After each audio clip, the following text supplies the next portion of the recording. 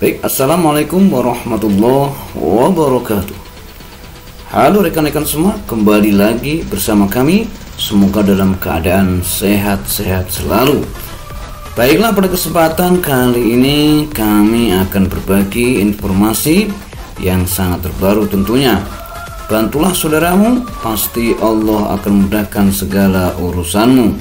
Maka sebelum lanjut, jangan lupa yang baru menemukan channel ini untuk like, komen, dan subscribe-nya, serta nyalakan lonceng notifikasinya agar rekan-rekan tidak ketinggalan informasi-informasi tentang ASN P3K maupun PPG, serta informasi-informasi lainnya. Jika ada suara berisik, abaikan saja.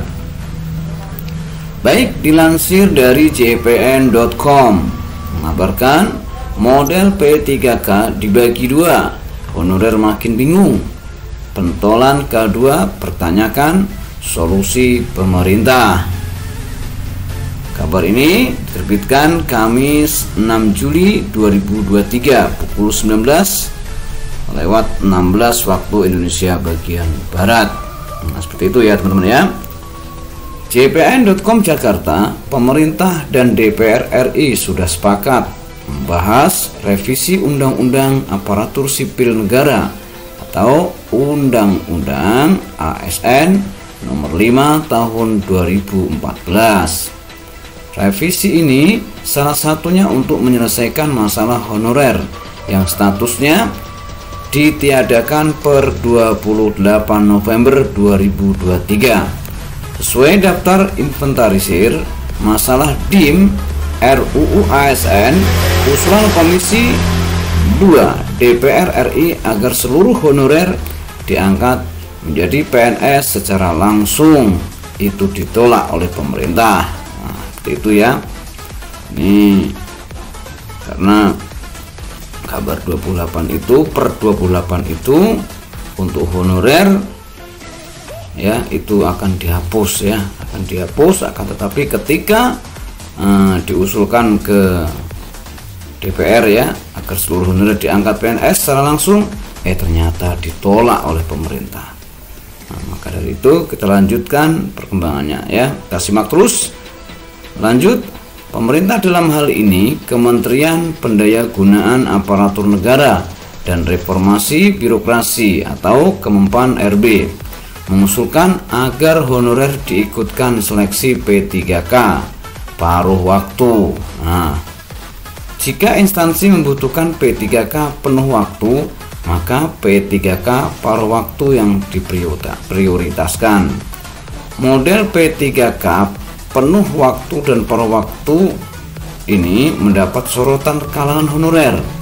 Ya, Ketum Perkumpulan Honorer K2 Indonesia atau PHK2I ya, Saryudin Anto mengungkapkan banyak yang bingung dengan kebijakan pemerintah saat ini. Komitmen menyelesaikan honorer makin tidak jelas. Nah, seperti itu teman-teman ya. Jadi ini pemerintah ini rencananya kan mau menghapus honorer per 28 November 2023 ya. Maka pada saat itu tidak ada lagi honorer lagi ya. Akan tapi setelah dibahas di pemerintah ya, usulan Komisi 2 DPR RI ini agar seluruh honorer diangkat PNS secara langsung ditolak oleh pemerintah ya. Nah, pemerintah ini adalah Kemenpan RB ya. Kemenpan RB ini menolak malah mengusulkan paruh waktu. Nah, ini yang jadi bingung ya. Nah, kok ada paruh waktu, ada penuh waktu ya kan. Nah, kita simak lagi. Seolah-olah honorer ini dianggap beban negara. Kami ini honorer yang bekerja pada instansi pemerintah, dan instansi pemerintah ini apa sih kerjanya kalau bukan untuk mensejahterakan rakyatnya, kata Saryudin kepada jpn.com Kamis 6 Juli 2023. Nah, seperti itu ya teman-teman ya. Nah, ini belum final ya, ini belum final. Apakah nanti ada paruh waktu atau penuh waktu, itu ini belum final ya. Kita lihat saja nanti perkembangannya apakah udah ketok palu apa belum ya. Kemudian kita lanjut. Lalu lanjutnya, rakyat mana yang telah disejahterakan? Apa mensejahterakan honorer itu sebuah kemustahilan, padahal honorer yang berada di sisi pemerintah membantu jalannya birokrasi ya. Kalau saya tidak hanya membantu birokrasi saja ya, akan tetapi membantu mendidik anak-anak negeri ya. Kebayang tidak seumpama guru-guru itu, honorer itu tidak ada ya, untuk sekolah negeri terutama yang muridnya itu banyak banget ya, muridnya banyak banget, kadang-kadang overload ya, satu ruangan itu ada yang 30, ada yang 35 ya kan, banyak ya kan, sedangkan gurunya cuma satu ya kan, apakah bisa maksimal itu ya.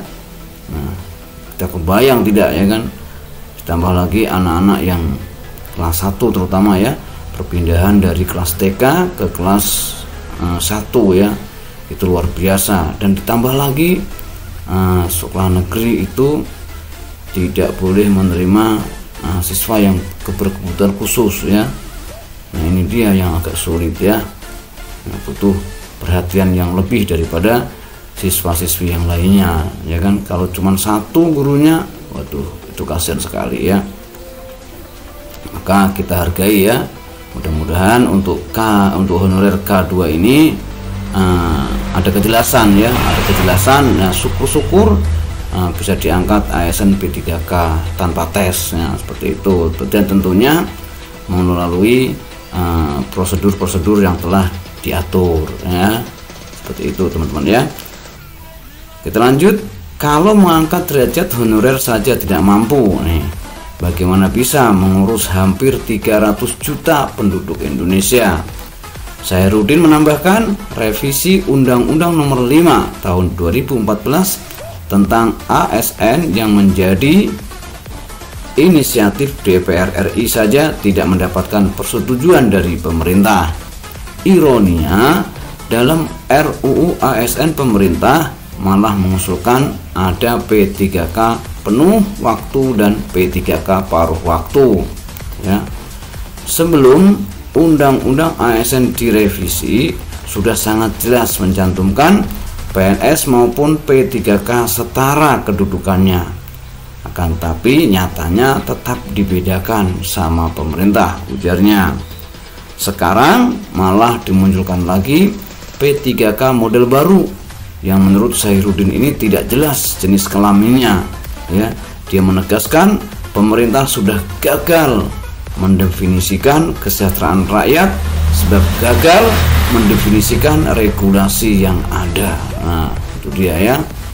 Nah, kita doa saja teman-teman ya, mudah-mudahan ini belum ketuk palu ya teman-teman ya, belum ketuk palu, belum final ya, belum final, dan mudah-mudahan nanti ada perbaikan ya, ada perbaikan, dan sehingga bisa menguntungkan atau membuat honorer K2 itu menjadi lega ya, menjadi tenang, menjadi bahagia, karena tidak ada peraturan P3K paruh waktu dan P3K penuh waktu ya, seperti itu ya. Ya penuh waktu aja semuanya ya kan, biar jelas ya, seperti itu ya. Baik teman-teman, mudah-mudahan kabar berita ini ya kita ambil positifnya saja. Mudah-mudahan pemerintah mengerti perasaan daripada